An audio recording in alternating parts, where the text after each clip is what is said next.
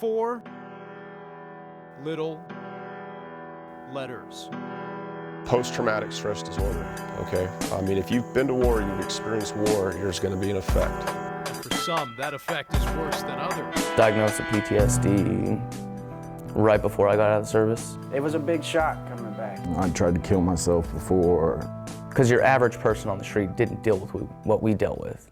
Like many others, Justin York says he turned to drinking. Iraq, I was infantry, 11 Bravo. And we did our job and we come home and now there's nothing to do. VA psychologists call it addiction to adrenaline. It just hit me like a ton of bricks. Like, I was apathetic, I was indifferent, I didn't care. I mean, I was like, wow, this is what they were talking about. Magnus Johnson of Nashville felt it too after coming home from Afghanistan. I was a staff sergeant, I was Special Forces, and now I'm unemployed, you know, living in Indiana. Here I am, done. You know, and to go from like that to that was like slamming on the brakes in a car going 100 miles an hour. I found myself in a lot of trouble with things I haven't dealt with, and they showed through. I started drinking a lot, and it just didn't turn out too well. For Justin, it led to divorce. Then he moved in with his mother in northern Indiana. One night they got in a fight.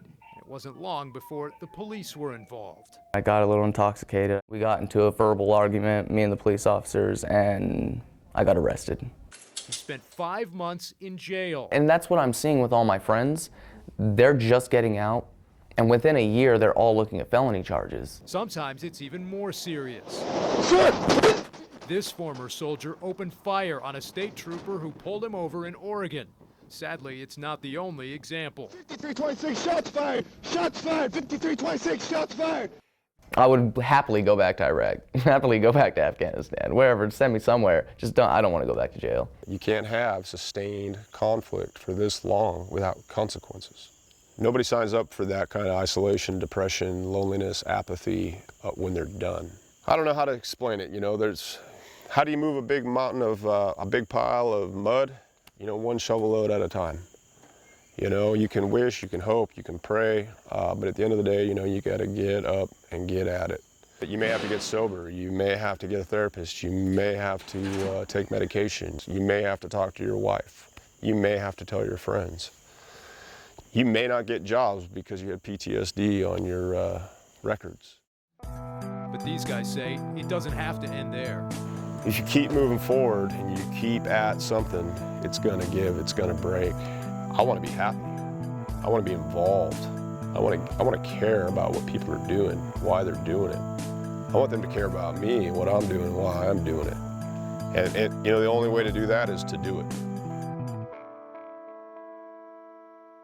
So how did he do it? We're going to show you tomorrow live at 5 as we focus on PTSD the next 2 days as part of our week-long series on Indiana veterans. Tomorrow you'll see what Magnus is doing to help other veterans, and the next day we'll tell you about the program that's helping Justin put his life back together. Join us all week on Fox 59 for Hoosier Heroes Home from War, what they're doing now, the challenges they're facing, and the Hoosiers helping them out. For now, I'm Dan Spehler, Fox 59 News.